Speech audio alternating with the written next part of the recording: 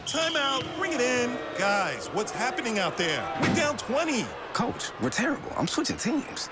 You're what? That's not a thing. It is when you switch to Verizon. I just got the new iPhone 17 Pro. Great. Now everyone is going to be switching. It's switching season at Verizon. Get 4 new iPhone 17 Pros with the Ultimate Pro camera system when you trade in 4 select phones with new lines on Unlimited Ultimate, all on the best network. Based on Root Metrics' best overall mobile network performance, US 2H 2025, all rights reserved. Additional terms apply. See Verizon.com for details.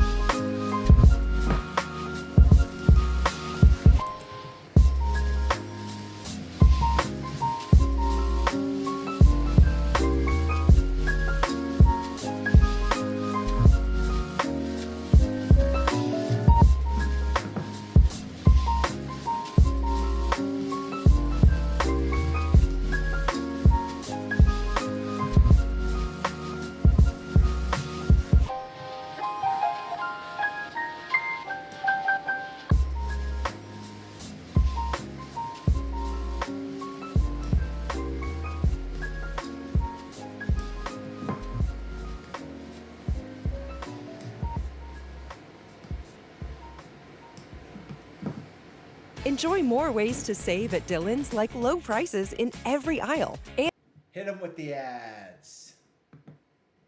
Hit them with the ads.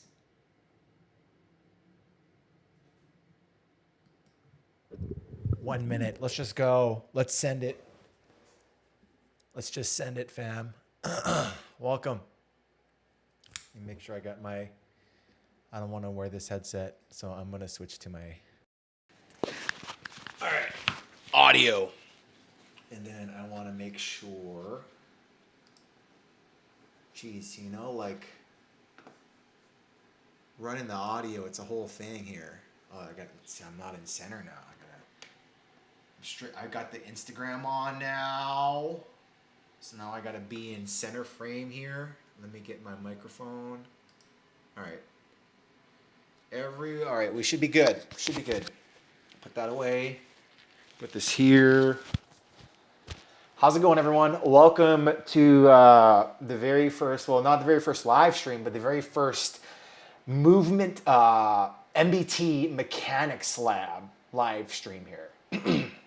This is going to be specifically a premium offering. So if you're in the school community, school.com, skool.com/movement-based therapy. Pop up the screen share with you guys here. So this is the community here. really encourage you to join. It's free to join, right? I'm not going to take your money at all when you join this. It's like, hey, if you're in pain, if you're trying to find better movement solutions, if you've gone to PT, you've gone to chiro, you've done the gulag of the medical healthcare system, and you haven't gotten results. Your low back pain still painful. You still got neck tension. You still got the hip pain. You still got the knee thing when you try to run. This is what that community is for, right? Quite often, what I find is that people get in pain and they rely way too much on the healthcare system. It's great for certain things, but for other specialized things where you want to get a little bit more, it's not really what it's there for. It's there to get you safe. It's there to get you ready for like things of everyday living. It's not there to get you to like perform at like your peak, right? Is the idea here. So people get in pain, they go to the doctor gets them the imaging, they try the medication route, they make all these recommendations, say, okay, I don't see anything here. What I recommend for you at this point is you end up going to, I'm gonna switch the camera, you end up going to physical therapy. So you go to physical therapy, you do your sessions, check the whole box, right? And this is like an insurance-based model. More oftentimes than not, they check the box, and then once you're done, you're on your way, and you don't quite feel ready to get back to that thing you're trying to get back to, whether it's running, whether it's climbing, whether it's running a Spartan, tending to the garden, or just spending time with your kids and not having to worry about your back go out. That's the gap that I quite often find a lot of people get stuck in, and it's this functional gap of you basically like you wanting to be here, but you just got discharged and you're here. So you try to go work out again. You try to go look at things on social media and YouTube. You try, hire a personal trainer, whatever the case might be. And you end up getting injured and you're back in the hole. And then, before you know it, you're years down the road saying, why is this just the way life has to be now? I don't believe that. I don't believe it has to be like that. I think there's a better way. I think there's definitely solutions. We can acknowledge where we came from and say, hey, I used to be this star athlete, but now, I'm 40, 50 years old. I'm not as springy as I used to be. Okay, we can all accept that. That's just physiology. But in that same sense, we can reinvent ourselves. That's an opportunity for us to reinvent ourselves to be the person that we are now, not the person we were back 20 years ago, whatever the case might be, right? So maybe there's a little modification. Maybe there's some things that you got to change. But the ultimate journey of what it is now is you still being able to do that thing in a different way, right? That's probably the most important thing that people need to understand, is that you can continue doing life on your own terms. There might be some modifications, but it's just a change of times more than anything. That's all it really is. So if we can understand that, we can come to terms with that, we can meet ourselves where they're at, give ourselves a little grace to continue to do what we want to do, but grade ourselves back to that activity in a way that is safe and efficient and optimizes movement. That's when we can be in it for the long game. So that's what I'm here for. That's what I have this community for. I do have programs. I do have a premium tier that I'm going to be kicking off next week. This live stream is part of that premium tier, but I wanted to kind of show the community as well as the other media platforms what I have to offer. The information in this live stream, I try to post as much of it as I can on the community. So like there'll be the live stream itself. This Mechanics Lab live stream is part of the premium community. But the free community, you'll have tons of free resources. In this specific live stream, I'll be talking about sciatica. I'll be having information on sciatica, like free resources for sciatica. So it's like I try to craft resources, information, programs, my ability to contribute and availability on the needs of what you all are asking for. So more than anything, that's kind of what this whole idea is. Jeffrey, what is going on? Welcome. Thank you for joining. I got my audio fixed up here.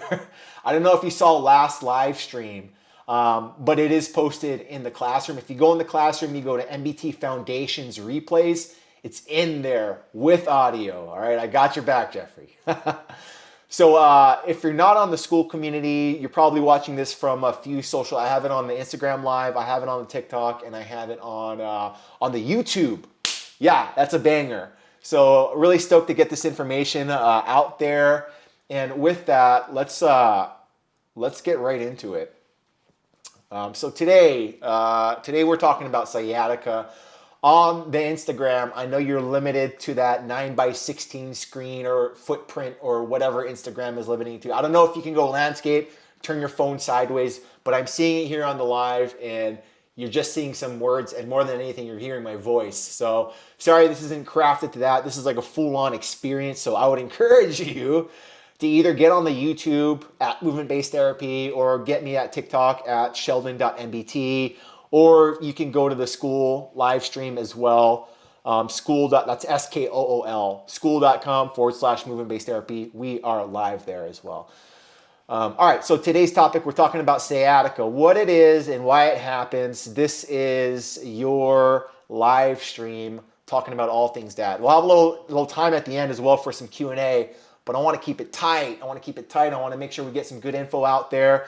And then I got some bonus material here I'm going to mention at the end, but let's get right into it.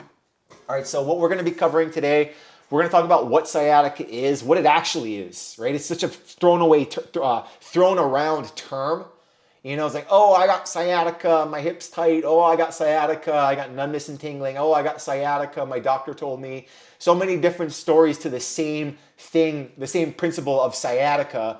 So we're gonna give a little bit more clarity on what that means and what that term really means. Why most people who treat it get it wrong, right? Or maybe they don't get it wrong. They just don't address the full picture, right? And like for me, what I do with movement-based therapy, and otherwise known as MBT, what I do is I approach it from a holistic-based model.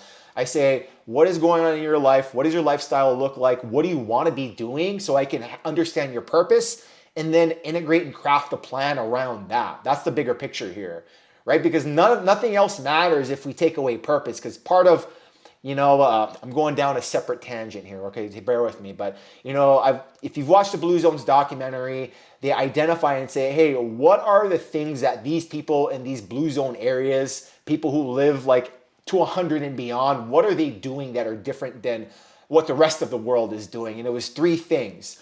One is they're physically moving, they're physically active in whatever capacity that means for them. So if they're a farmer, they're working on the farm. If they like moving around in the gym, they're working out consistently. They have a consistent regimen. It doesn't have to be go ham every day, all day, slam it until you go to sleep, like no sleep until you're dead type of thing, right? It's not that at all.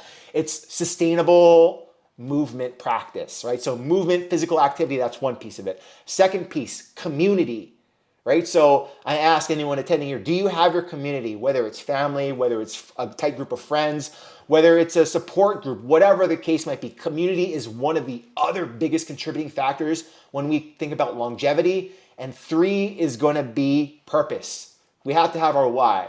Without any of those, without those three, life can be pretty grim, right? I'll just say that, right? So you want to make sure you have community, you want to make sure you have purpose, and you want to make sure you're moving around. We're meant to move, right? Okay, back on topic here. So why people most get it wrong, why most people treat it wrong. That's item 2 we're going to be talking about. Number 3 is going to be the 3 biggest drivers that contribute to something like sciatica. Number 4, what actually helps? What is actually going to help you out here, right? This is why you're here. What's going to help me, Sheldon? Tell me, all right? We'll get to that here. All right, sciatica. Sciatica is not a diagnosis. Let's get that clear. It's a description of a nerve irritation. Sciatica, right? The sciatic nerve. We're going to go down a rabbit hole here. Let me see if I got it. Oh, I got it open. All right, we're doing it. This is what makes these live streams so fun, is I can just really kind of go down rabbit holes and y'all just kind of, y'all hang out, y'all enjoy this stuff too. So I mean, that's the beauty of it. It's like we're all in this together. All right, so let me go down to bare bones here, literally, and then I'm gonna put on the nerves. Right, so we see that one there, that big juicy guy there. That is your sciatic nerve. So that is what this condition is named after, the sciatic nerve. Right, you can see, right, the pink, purplish, violet, whatever color you see it as. That is the sciatic nerve, but it branches off. That's just like, this is like a Hollywood Boulevard, right? So it's one street, but it branches off and it'll turn into Sunset, right? And then it'll turn into whatever. I can't think of any other names. Benjamin Street, whatever. It branches off, I'm just saying. So the root, right, is a sciatic nerve, but even beyond that, right, because all nerves originate from the spinal cord. They come out from the spine, right? And if I try to fade, let me see if I can, I'm just going to hide that actually. I'm going to hide the sacrum as well. Nope, hide it. Yeah. All right, nope. Okay, cool. Sciatic nerve, right? But you can see up here, these are the extended branches. So it continues to go all the way to the root, which is essentially the spinal cord, right? So how this works, it's all software and hardware. So the nerves are like the electrical conduit that helps to send the signal from the brain. So your brain picks up the information and it decides what to do with it, right? So in the instance of, you're walking, you got to use your legs to walk.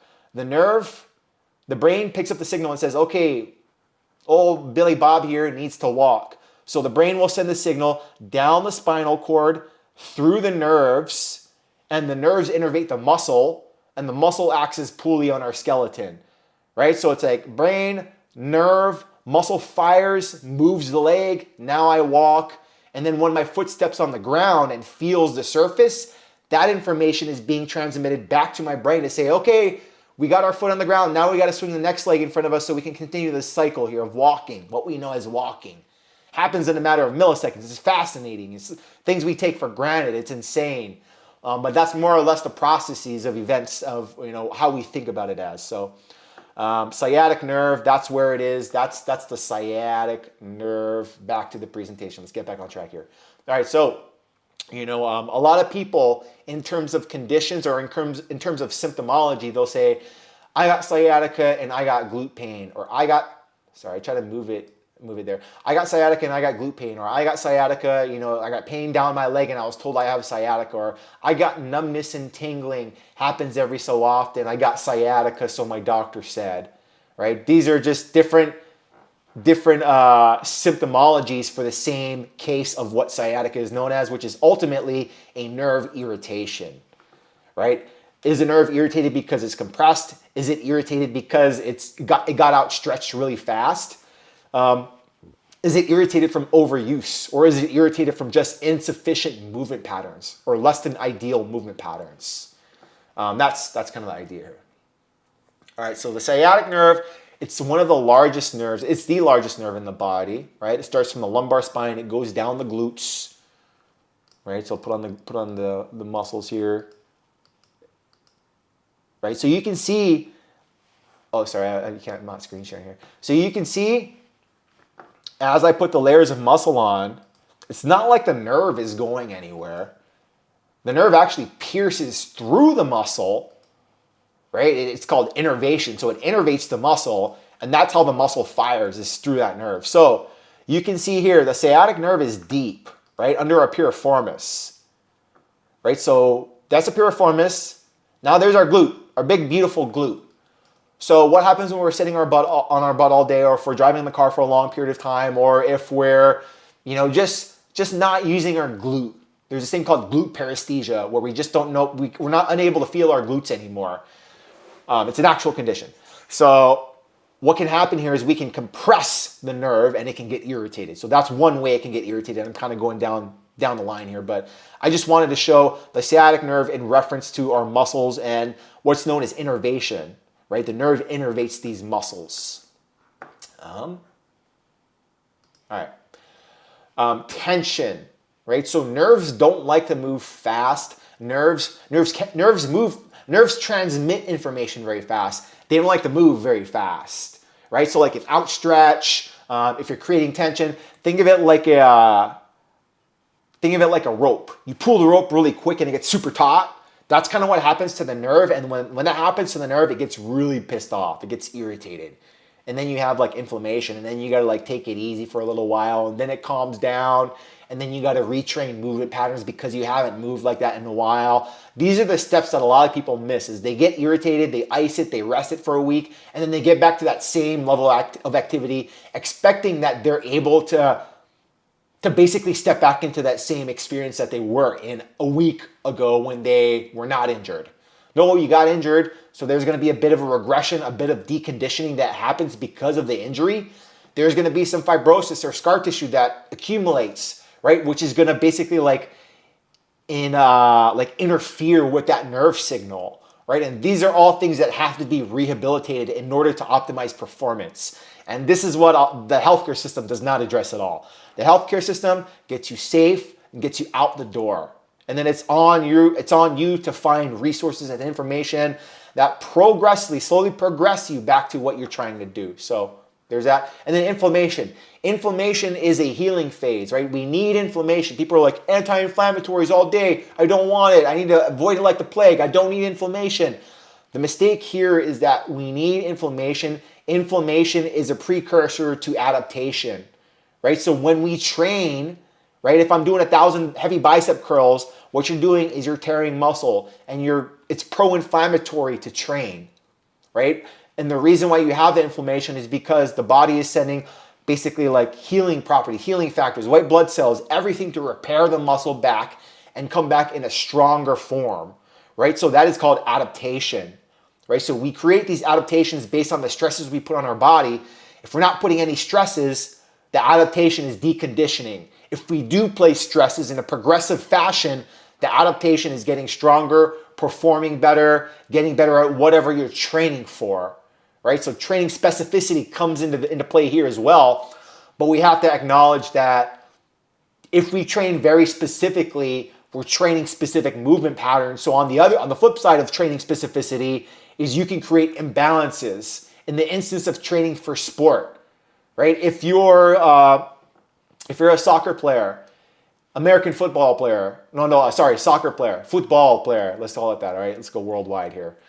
Football player, and you kick with your left, you're going to create imbalances because you're always planning on your right and kicking with your left, or whatever your kick foot is. So this is an imbalance in the leg. This is an imbalance in the kinetic chain even, because the fascial system, when we kick, it's an oblique turn. We have to engage our trunk, right? And when we engage our trunk, we're going to be turning downwards. So can we organize our torso in that same fashion as we kick? Hang on, give me a second here. I'm going to put a camera on.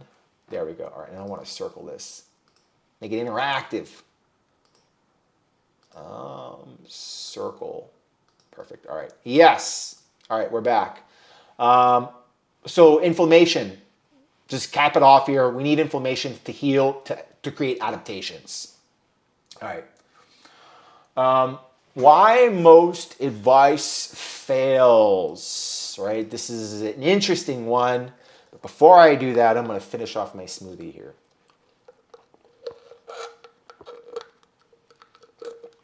And now that I realize how parched you get talking for an hour straight.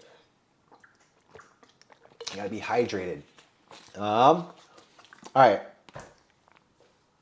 Pardon me. So why most medical advice fails? One, all right, well, a couple of things here, right? Is they'll say you need to stretch your hamstrings. You got sciatica, you need to stretch your hamstrings. That just goes back to what we were saying about tension, right? The nerve is irritated. It's pissed off because it was outstretched, and now you're telling the person to stretch their hamstrings. It's not a muscle problem, it's a nerve problem. And what you're doing when you stretch your hamstrings is you're just creating more tension on the nerve to perpetuate the irritation of the nerve, which is going to prolong recovery. It's the wrong approach entirely. 2, stretch the piriformis. Well, that's one thing. That's like the glute compression approach, right? So going back to Mr. Anatomy here, you got the muscles. You put on a muscle here. That's the piriformis, right? So if the piriformis gets tight, it can compress the nerve, because basically the sciatic nerve travels. Oh, can I turn it? I gotta hit one of these keys. I can't turn it. Nope. The sciatic, I'm going through it. The sciatic nerve travels under the piriformis, and what can happen if the muscle gets tight, it'll compress, right? So it's kind of like a tight rubber band, and now it's basically like overlapping on the sciatic nerve. Now because the muscle is tight, it's compressing it, right? Think of it like you lay in bed and you have your blanket all like just kind of nice and relaxed on you, right? And then someone just comes, like you have two people on each side of the bed and then they pull the blanket down, right? That's kind of the idea. I don't know, it's funny. Pull the blanket down and now you're like, oh, you're like wiggling and it feels so tight. So you're the nerve and the blanket is the muscle, is the idea. So the muscle gets tight, compresses the nerve. That's a pretty good example that I could think of. I don't know. I was thinking of like a horror movie. So that could be like the approach of like stretch your piriformis, right? And that's like a figure 4 stretch. Cross your ankle over your knee, lean forward, right? Even people do that wrong because what they end up doing is they round through the low back, right? So that's another approach, but not entirely. Back to the iPad. Not entirely the whole picture here. And then, I got my right camera on there. I'm adjusting. Okay, and then you have the rest and wait approach. I hate that approach. I hate it because what actually is happening here is I like rest under certain conditions. One, you are freshly acute. Like I used to work in athletics, right? And the athletes would come in like they blow their ankle out. I'm not going to tell them to get back. I'm not going to start loading them at that point, right? Because it's freshly acute. If it's a very mild case, this is case by case, right? If it's a very mild case, there are strategies that you can incorporate that facilitate optimizing the movement pattern so that their ankle doesn't bug them out as much and they can still recover while continuing to load. And this is like fresh acute, but I'm talking about like you blow it out, like it's pretty bad, all right? At that point, I'll say, okay, we're gonna rest a little bit because the body has three stages of healing. The inflammation phase, the proliferative phase, and the remodeling phase, right? So the inflammation phase, you have kind of like two categories of inflammation. You have fresh acute and then you have subacute. Within the first like 48 to 72 hours, 2 to 3 days is when you're fresh acute. And then like, let's just say it's a pretty severe muscle. You pull the muscle and it's pretty bad. Pretty bad. You're getting some swelling, some redness. Function is limited, right? Okay, cool. What we're going to do here is we want to get you out of pain first. That's the first step. And either way, we're talking about inflammation.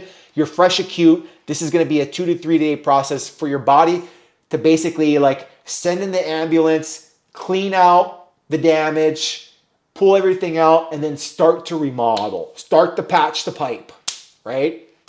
And it takes about 2 to 3 days. On more severe injuries like fractures, full blowouts, it can take a little bit longer, right? But no more than I would say like a week. That would be like fresh acute. Then you go subacute, something known as subacute. Subacute is going to be basically the point where you can start to load your tissue, right? So you want to load tissue again because it comes back to adaptations, and we have to load. I am a huge proponent to early loading because when you load the tissue, your brain gets information. It sends the satellite Schwann cells. It sends the white blood cells to heal the tissue. You got type 2 collagen turning to type 1 collagen. All these processes are happening, and it's all based on how you load the tissue and how early you load the tissue. If you don't load the tissue, type 2 collagen still turns to type 1 collagen, but it's very weak and brittle. And the likelihood of re-injury if you don't rehab is gone up drastically versus if you did integrate early loading, if you did rehab it correctly, did address the problem, the whole picture of the problem, right? So this is why it's vitally important to ensure that you incorporate some form of early loading. Having said that, I'm not saying like, okay, you sprain your ankle 3 days from now, I want you to be doing hops. I want you to be doing bunny hops. No, I'm not saying that at all. I'm saying it's a strategy here, and it's going to be very specific and case by case. Okay, so I'll leave it at that. All right, so that's the rest and wait. And then waiting just doesn't do anything. It just delays. It stifles your recovery, and then it's anti-adaptation, right? It's actually deconditioning. It's pro-deconditioning, anti-adaptation. There we go. I like that. All right, so the problem here is that they're treating the symptoms. They're not treating the driver or the root cause, right? You're pointing the finger and saying, oh, it was your Achilles, when in actuality, what was it? Was it? You know, like, yeah, we can see here that your Achilles is pissed off. It's a little pulled. Maybe you got some tears of the fibers. But was it the Achilles really? Was it the fact that you're not able to stabilize the knee, so now the Achilles had to make up for it? Was it that you don't have good plyometric capabilities, that your movement pattern is, not really optimized for what you're trying to demand of your body, right? And that's why this is movement-based therapy, right? We optimize how you move. If we can optimize your move, we can optimize. If we can optimize how we move, we can optimize your function, because form dictates function. The form at which you do your movement or activity or perform at is going to dictate how you function, how you perform in everyday life or whatever you're trying to do. People get stuck on the real cause and they never address the root cause. They'll just work on Achilles. They'll scrape the Achilles. They'll put tape on the Achilles. They'll do calf raises. But is it really the Achilles, or is it the fact that the knee and the hip are not coordinated? Right? Are you an overstrider? So now you're putting more length on the posterior chain. The Achilles is now more on length, and you're having to pull from a long position, which basically, over the long term, even the short term, can create an increase and significant, can increase the amount of damage on the tissue versus if you're moving more efficient. It's movement efficiency is all that it comes down to. So that's the idea here. And the other problem with this is you manage the flare-ups, but you never fully resolve. I had this all the time in the training room. Athletes would come in after practice and say, "Hey, Shelly, could I get a bag of ice?" And I would say, "Why?" And they're like, any other athletic trainer they had, they would just be like, "Yeah, here's a bag of ice, wrap them up, boom, send them off, they're back in the next day." They would come in and I'll be like, "Why? Why do you need a bag of ice?" And like, "Because it makes me feel better, it makes the pain go away, and then I can continue to practice." Okay, but if you're coming in for a bag of ice today and you come in for a bag of ice tomorrow, and by the end of the season, you're still coming in for a bag of ice, what the heck is the bag of ice actually doing for you? And they're like, I don't know. I'm like, it's not doing anything for you. Look at the research. Ice, the only thing ice is good for is short-term pain modulation and vasoconstriction.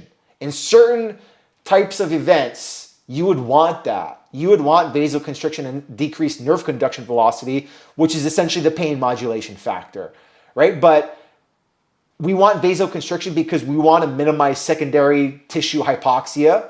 So like if I pull my calf and let's say in a severe injury, like a fracture, I fracture my femur or I tear an ACL, not an ACL, that's a bad one even. Let's say a very vascular piece of muscle. Let's say I tear my calf and it hurts very bad, okay?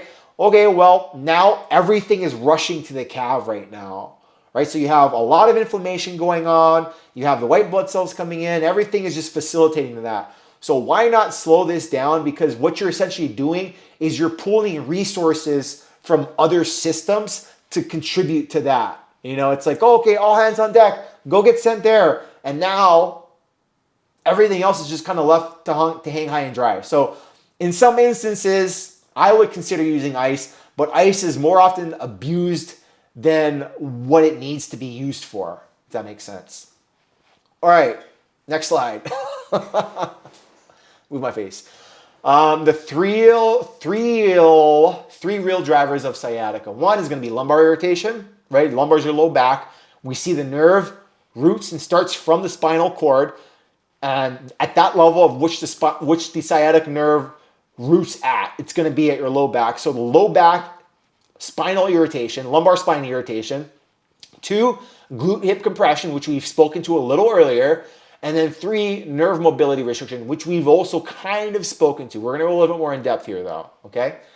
I'm going to take a quick, not even a pause, but I just want to note, if anyone has any questions on this stuff, post it in the comments, whether you're on TikTok, YouTube, Instagram, the school, whatever.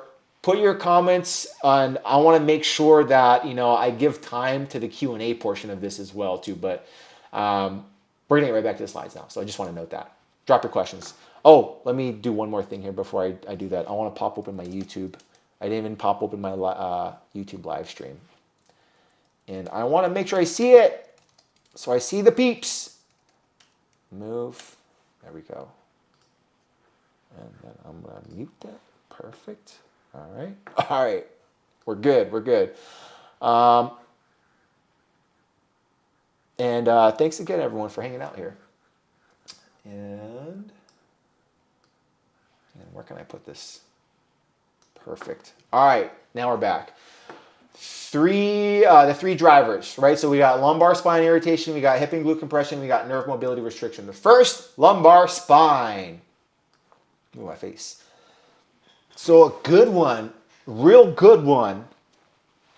3 good ways on how to increase your sciatic nerve irritation is you sit too long. I want to say here that it's not necessarily the fact that it's kind of, but I think the bigger picture is the quality at which you sit.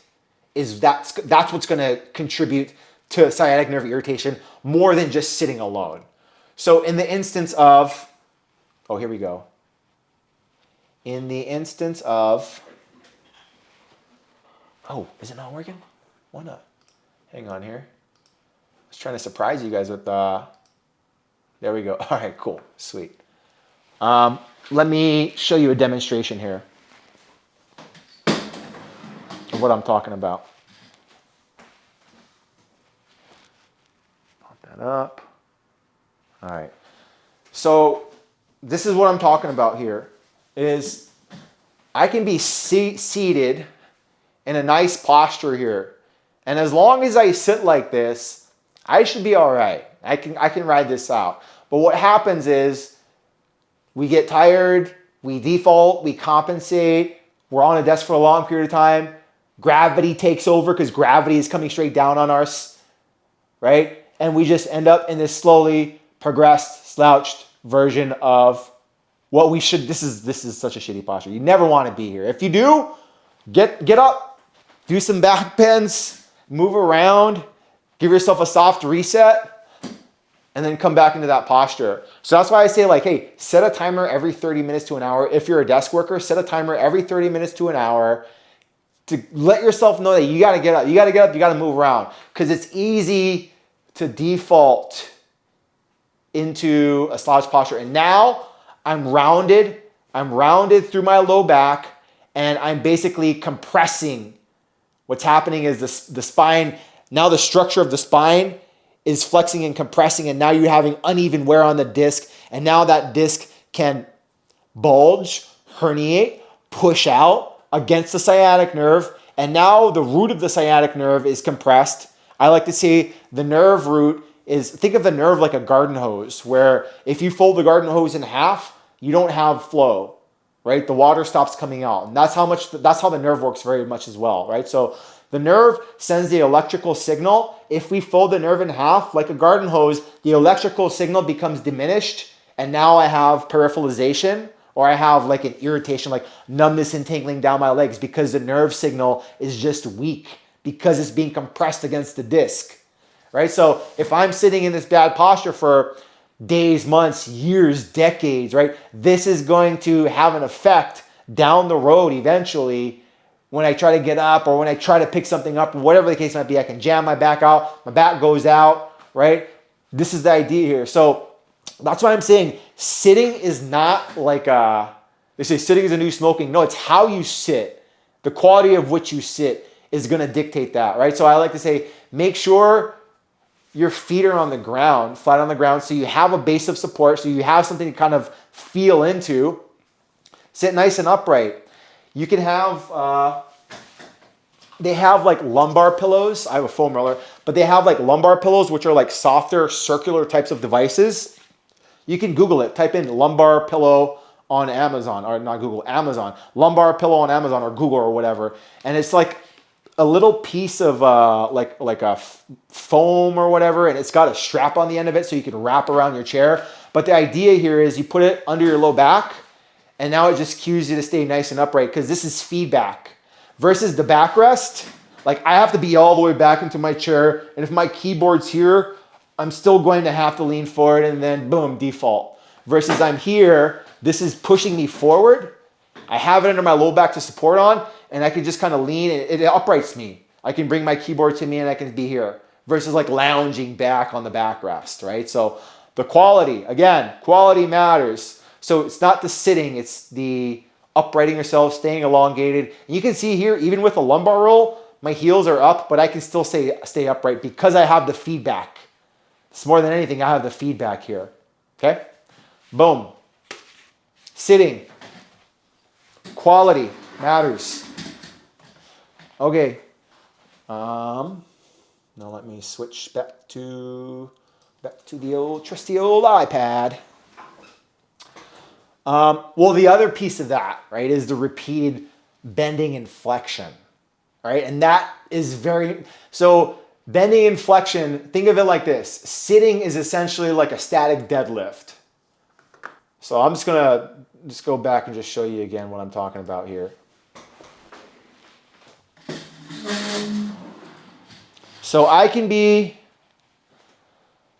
standing, and if I deadlift here, if I have poor posture, this is the same idea of me sitting down. But now if I have a load and I gotta pick something up, whether it's groceries or a barbell, if I'm in a bad posture here, it just increases shear force on my spine.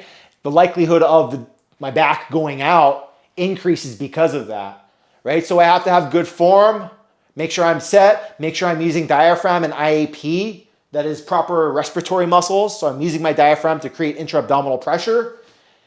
But you think of it like this, right? If I'm seated, or if I'm in a hinge, what's the difference between this posture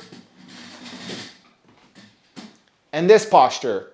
I literally didn't change anything.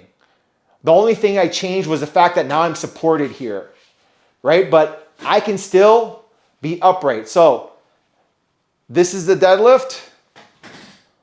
This is the deadlift. It's the same thing.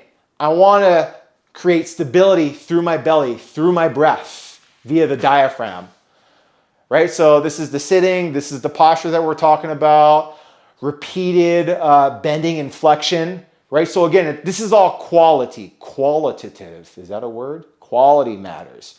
So if I'm bending repeatedly and flexing repeatedly, make sure I have a good strategy. If I'm sitting, make sure I got a good strategy. If I'm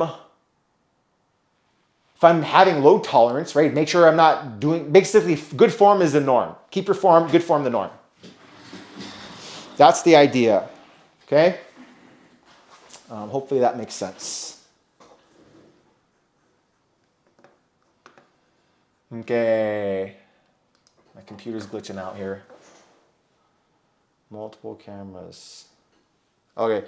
All right, next piece here we're going to talk about hip and glute compression.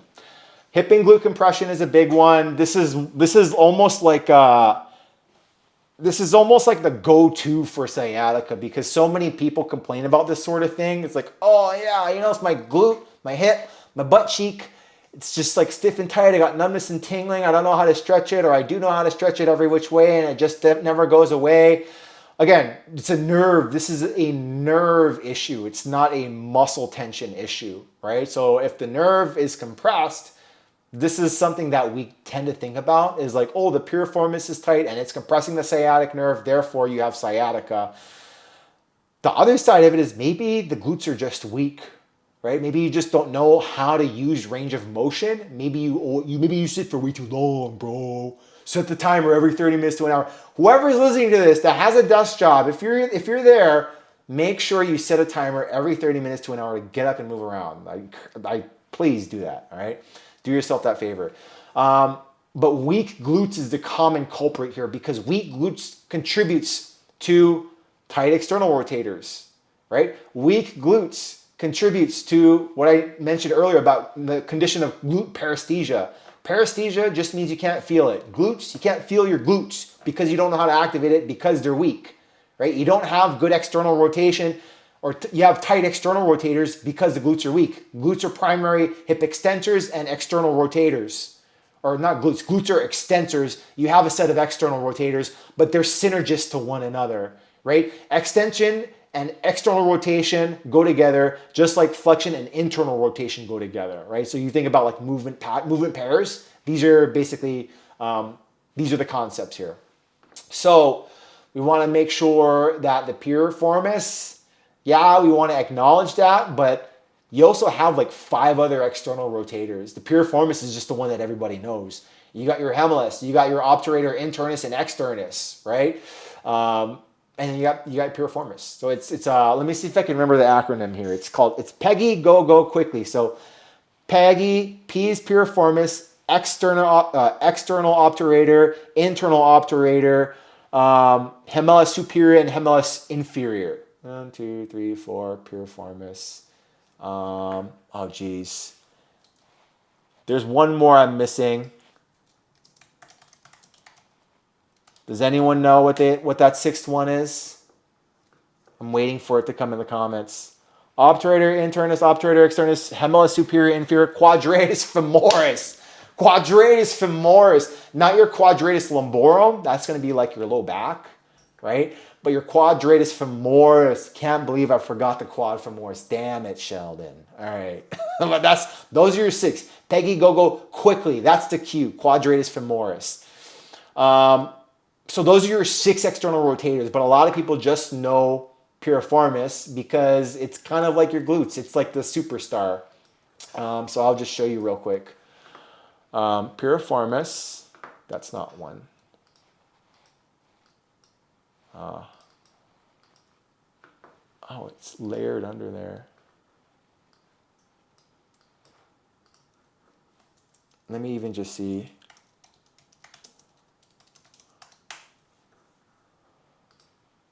Yeah, there it is. Boom. Inferior, internus, superior, piriformis, keep going to coccygenius. Anyways, these are your hip external rotators. You got 6 of them. Quad femoris, there it is. Because it attaches to the femur, right? So that's the idea here. So 6 external rotators, they are meant for external rotation. If you can't externally rotate, your glutes are probably jacked up too, so you need external rotation. External rotation, I would say like 7 out of 10 people that I've worked with have more external rotation than internal rotation. No, is that right? No, switch it rather. 7 out of 10 people have better external. Yes, better external than, no, I would say 6 out of 10 have better external than internal. A lot of people don't have really good internal rotation because there's not a lot of demand for internal rotation, but it is something that we need in terms of movement symmetry. We need to make sure we have a balance of external and internal rotation. I'm going way off path here from the slide, so let's get back to it. We need, all in all, movement symmetry is key. So piriformis is often blamed, but we have 5 other external rotators. It's rarely the sole problem. It's in the neighborhood, but it's not the criminal. The real issue is going to be compression. And if it's compression, it's because the muscles are weak. We need to activate the glutes. So we need to do things like glute activation, whether it's glute contractions, glute bridges, static holds, whatever tool you want to use to isolate and activate your glutes. That's going to be key here. And then working on range of motion. Things like cars, pails, rails, these sorts of things to increase the nervous system's connection to how the joint should be moving so your range of motion can actually stick. That's the biggest thing there. All right. Nerve mobility restriction. So if the nerve doesn't move, this can come from maybe like a compressive sort of issue, right? So the nerve is compressed, something is not moving right. Maybe we have too much tension on the nerve, right? It's not going to help to stretch it more because now all you're doing is you're creating more tension on the nerve, which the nerve is going to get more irritated. So that, again, is going to be the wrong approach. You got to think of the nerve like a garden hose, right? Like I said earlier, you fold the hose in half, it's going to have less flow. You fold the nerve in half, you're going to have less electrical conductivity or electrical flow from the brain to send the signal to the muscle. And then you have numbness and tingling. So that's why aggressive stretching doesn't really work. That's why bending forward is going to hurt. That's why leg extension, like laying on your back using a strap and then lifting your leg up, is going to hurt. That's why like aggressive stretching is also going to hurt. It's not going to fix the symptom, right? It might like feel better for a little while. The only reason it feels better is because you stop stretching, right? And then it comes right back, right? If it were actually getting better, better is better. So you do something, you feel a little bit better after, you continue to do it, you continue to make progress, and then you're resolved. That's the path you want to follow. Right? It's not pain is weakness. It's not pain is weakness leaving the body. It's pain is a check engine light for you to check in with what your body's telling you so that you can not have a catastrophic injury. Yeah. The stretching strap, the stretching trap. Don't use a stretching strap if you are caught in a stretching trap, because if you do, you're just going to stay injured, right? So it's just like I talked about earlier just now, right? You do something, and if you're worse off after, if you're in pain, you need to stop. You need to check back in with your body is the idea here. So make sure that it's not nerve tension. If it is nerve tension, then stretching isn't the answer. You need to do something different. You need to figure out a way to get out of pain, whether it's going to be some sort of positional isometric, whether it's going to be muscle activation, whether it's going to be some sort of therapeutic modality, whether it's changing position and posture, right? These are concepts we want to be thinking about in terms of decreasing pain. And then when you decrease pain, you're more likely to want to be able to do more, rather, right? But again, grade yourself accordingly. You don't just say, oh, I'm out of pain now, I'm going to go back to doing the thing, because you dig yourself right back in the hole you got out of, right?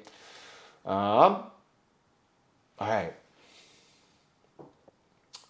So just like I said, get out of pain. So that would be calm the nerve, restore mobility, because mobility always trumps stability, and then build load tolerance. It's very straightforward practice here, right? If you don't do it that way, or if you go out of order, you're just going to stay at 0. 1 is calm the nerve. 0 is you're in pain, right? So the first piece to anything, to any sort of like overcoming injury or like a rehab protocol, even in like traditional PT, what they're doing first, they're getting you out of pain. Because if you get out of pain, that's the first step. That's the first step for your body and your nervous system and your brain. Brain to get buy-in. TikTok is playing this puzzle game with me. What the hell? All right. The getting out of pain is the first step for your body, your brain, and your nervous system to build buy-in for you to be able to do more, right? So it's always getting out of pain is number 1, but even before that is understanding the root cause of the pain, right? It's not put a bag of ice on it because it gets you out of pain. Put a bag on ice of it. I guarantee it'll get you out of pain for like 10, 15 minutes, but then it's going to come right back, right? If it's truly not the root cause, that's not what you want to be doing, okay?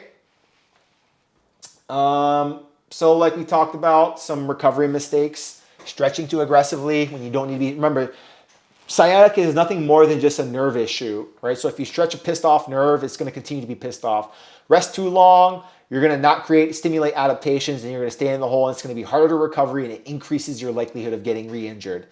You ignore movement patterns, just like I showed you on the chair there, right? You sit like crap, it's going to perpetuate the issue. Set a timer every 30 minutes to an hour, get up, move around, do something that resets your posture. It's a soft reset, and then get back to whatever you're doing. Build awareness to what a bad posture feels like so you can correct it, and you build a good habit moving forward.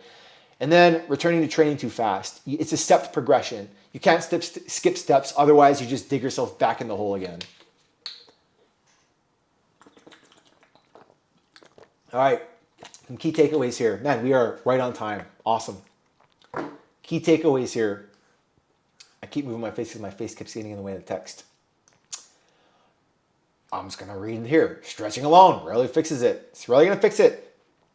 Rarely doesn't mean never, okay? Because sometimes stretching can fix it, but it rarely ever is the full-bore solution. Even if it is a solution, it's a temporary solution because it doesn't just end at stretch. It's not like stretch, go back to playing soccer. In some cases, maybe if you're really tight and you never stretch a day in your life and you're always in the gym, like mobility and stretching often helps those types of individuals. But if you're like someone who's like supple, you're like you take care of yourself. You move around, you stretch, you have a recovery routine. Very rarely is stretching going to really fully resolve the issue here. So one, you want to identify the driver, identify the root cause, understand the reason as to why this is happening, because that's going to be the real way you nip it in the butt, right? And once you do that, then you move on to the step progression of getting out of pain, calming down the nerve, moving better, regaining mobility, and then progressively loading, right? Boom. That's the slide. All right. Little end of slide CT call to action here. So if you don't know, now you know. I have an online school community, skool.com. You can find me here, not in the muscle, but on school. That's what it looks like. it's a free community to join, so there's really no downside. I talk about this stuff all day there, right? People can tell you. I mean, if anyone from school is on the other platforms watching this, just let them know. Let them know, hey, dude, this guy's for real. Like, he just geeks out on this stuff all day on his school thing, man. That's where I'm at. So skol.com/movement-based therapy. You can shoot me a DM if you got any questions, anything beyond this stream that you want to talk about. Reach me there. Create a community post, engage. We got over 1,400 members. This blows my mind. So thankful for all of you to be part of this as well. This has just been an amazing journey. This stream specifically, and then the stream that I'll be doing another stream tomorrow. I'll be doing another stream tomorrow. I'll be doing another stream tomorrow. That's going to be more Q&A, a little more laid back. If you want to come through, you got some questions, some body stuff you're dealing with, and you want to talk a little bit more there, that's a great platform and opportunity for us to connect. Happy to do some form feedback for you. Having said that, this stream and the stream that I'll be doing tomorrow, those are going to be for premium, right? So these are premium streams. This week it's all freemium, right? So it's all free for anyone who's watching this stream. It's free. But starting next week, they're going to be private streams. So it's going to be on school specifically, the Thursday Movement Mechanics Lab, or Thursday Mechanics Lab, and then Friday it's actually going to be Wednesday. That's going to be like an office hours Q&A style format. Having said that, you'll have access. So I'm going to show you the classroom real quick. I'm building out a lot of this stuff still, which is part of why it's free this week. But you can see here, if you join the community, you're going to have access to the welcome module. You'll have access to my Tuesday replays. That's the foundations replays. And you'll have access to the free podcast, the audio version of the podcast. I also have a podcast that I talk about this stuff on.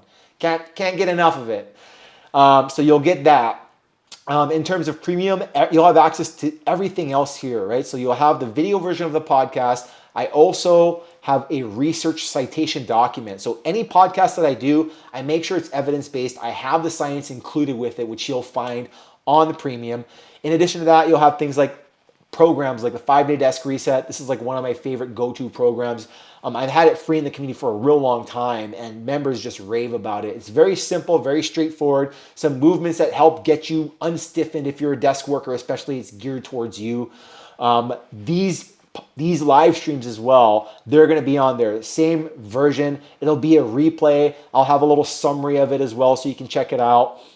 And in addition to that, I'll also include the slides at your disposal, the PDF version of the slides if you've seen them. I have some other programs as well. I have a breathwork foundational course. That's going to be a level 1 course. That is in there.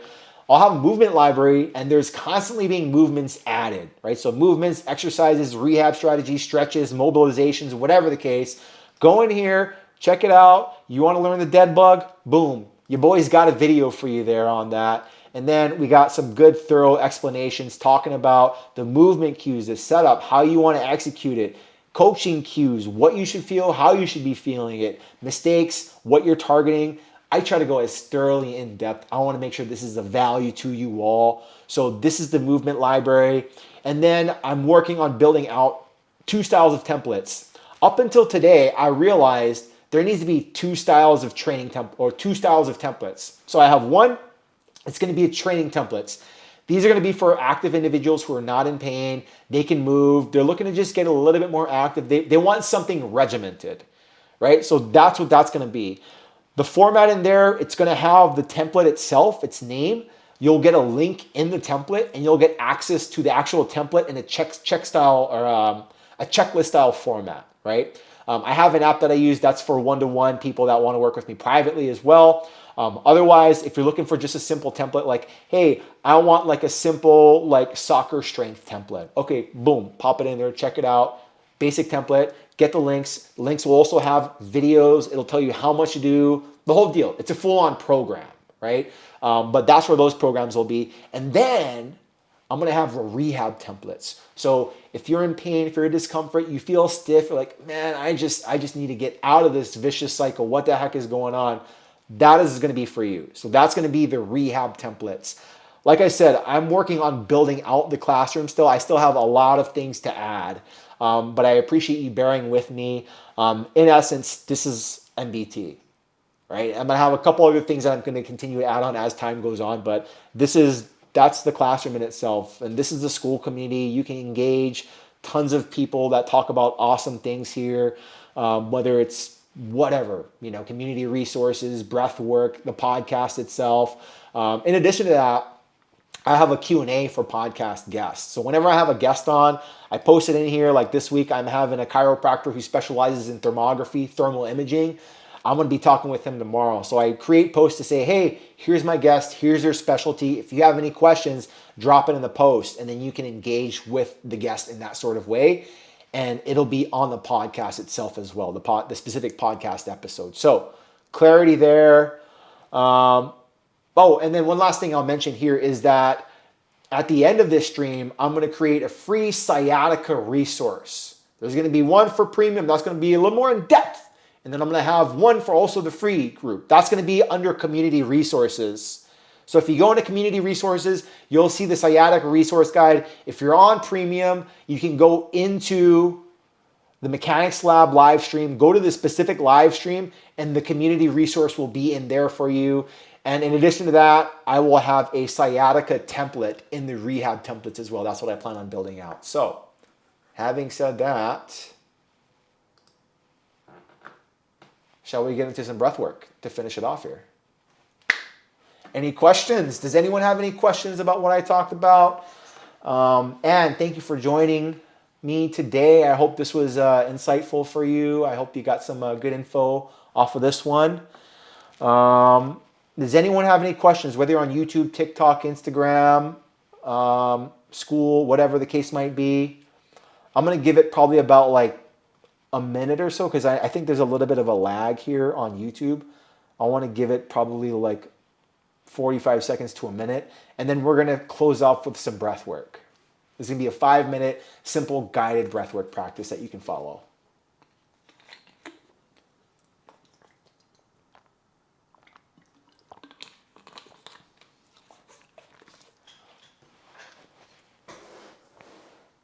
Watch the questions trickle in. Amazing. No, I'm just joking.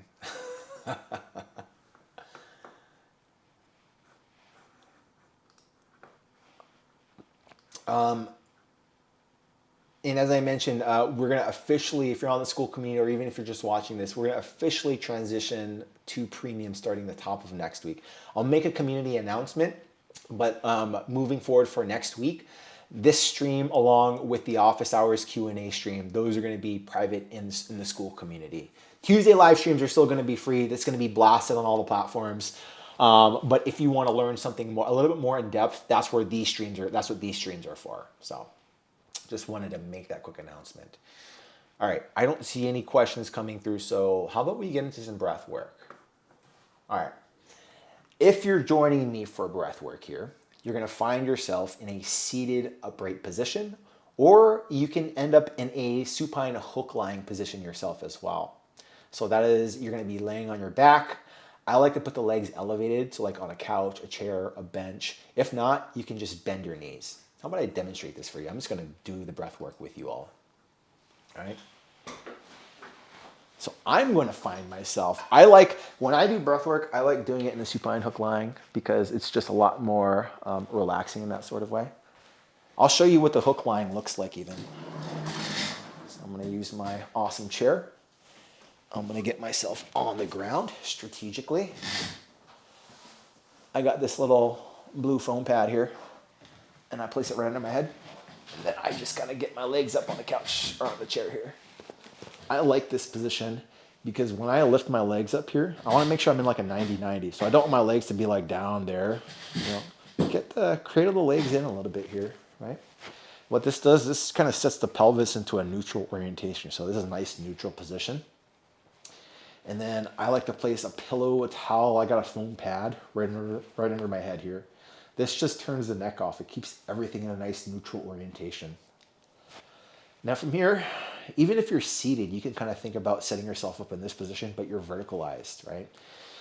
Now from here, I want you to think about pulling that rib cage down. So think of it like you're going to place the hands basically right at the bottom of your ribs, and you're just going to apply gentle pressure. So you're going to feel the skin kind of move under your hand and shift downward. That's the idea, all right? So pull the rib cage down, and then I want you to think about pulling the shoulders back, right? So you're growing length through the trunk. From here, I want you to think like you're wearing a crown of missiles and you're just growing length. You're just shooting the missiles into forever, nice and long, and you're gently tucking the chin back. Right, so anything I mention, if you're seated in a seated position, this is what you'll do as well. Same idea, okay? Now from here, we're gonna place one hand on our belly, one hand on our chest. We're just gonna focus on tracing the breath here. So just bring some breath, some awareness to the breath here. So breathing in through the nose, and breathing out through the nose. Nice and relaxed. Relaxing the tip of your tongue to the roof of your mouth, right behind the two front teeth. Take another breath in through the nose. And then out through the mouth. And out through the nose, rather. You can also go out through the mouth, right? So some people, they just like to exhale through the mouth. That's okay as well. Right? If you do, just continue to rest the tip of your tongue to the roof of your mouth behind your two front teeth. That's going to relax your jaw, right? So nice and easy here. Again, breathing in. And then exhale. Now for these next breaths, I want you to focus on feeling your belly hand. So it should look like a belly expansion. At the very top of the breath, maybe the chest gets a little expansion as well. But that's it, and then you're just gonna exhale. So it's gonna look something like this if you're watching.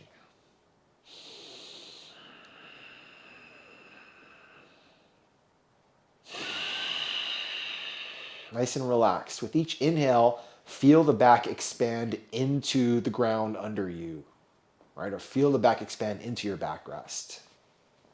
Continue to take that next breath in through your nose, and then out through your nose. Now we're gonna follow a 4-6 tempo. It's gonna be 4-second inhale, followed by a 6-second exhale. We're gonna start with this next breath. Inhale, 4, 3, 2, 1. Exhale, 6, 5, 4, 3, 2, 1. Inhale, 4, 3, 2, 1. Exhale, 6, 5, 4, 3, 2, 1. Inhale, 4, 3, 2, 1. Exhale, 6, 5, 4, 3, 2, 1. Inhale. Exhale.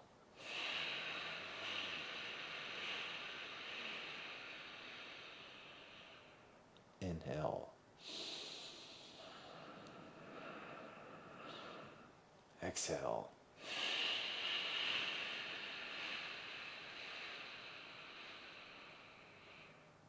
Inhale.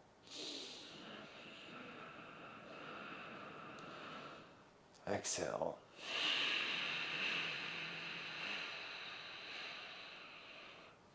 Inhale. Feel the back press into the ground. Expand the belly. Exhale. Grow length through the crown. Relax the shoulders. Continue to sink into the ground. Inhale.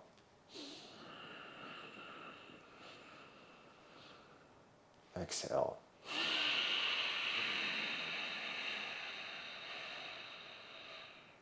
Inhale. 4, 3, 2, 1. Exhale. 6, 5, 4, 3, 2, 1. Inhale. 4, 3, 2, 1. Exhale. 6, 5, 4, 3, 2, 1. And resume the normal cycle of breath. Bring some awareness back into your body. And we're going to finish off with 3 cleansing breaths. Starting from the bottom of the breath, exhale all the way. And we're going to inhale. Nice big full breath. Feel the belly expand all the way to the very top of the breath. And big open mouth. Exhale. Let it out all the way to the very bottom of the breath. And we're going to take that next breath in. Very big breath. The biggest breath you've taken today. All the way to the very top. Pause. See if you can take another inhale. Quick sip.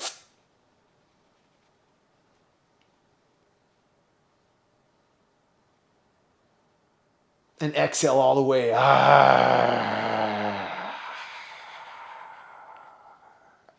Last breath. Let this be the biggest breath you've taken today, all the way to the very top. Feel it all the way. Pause. Take one more sip.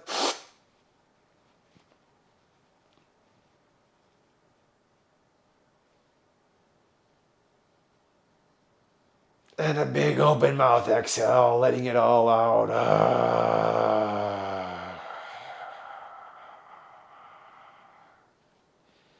And resume the normal cycle of breath. You can place your hands down to your side. Check back in with your body and see how you feel.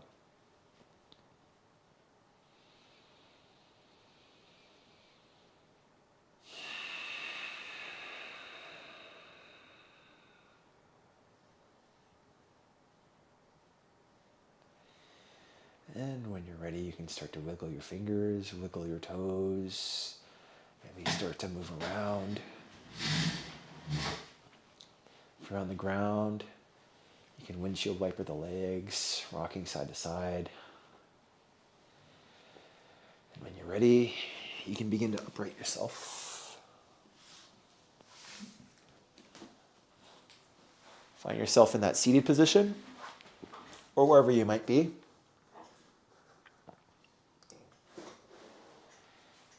And I just want to thank you all for joining me on today's live stream. This was a fun one. I hope we went over some good information. I hope there's some good insights here you took away. Like I said, if you're not in the school community, you're welcome to join, right? skool.com/movement-based therapy. And I talk about this stuff there all day. And every time I do the breath work, I just feel so much more relaxed. Like the tone at which I was talking at the beginning of the presentation, I'm like way more mellow now. So power of breath work for real. Really cool stuff there. But thank you all for joining me. I'm at the end of this. I look forward to seeing you all in the school community. And again, I'll be live streaming tomorrow where I'll be blasting this. So I'll see you all then. Take care.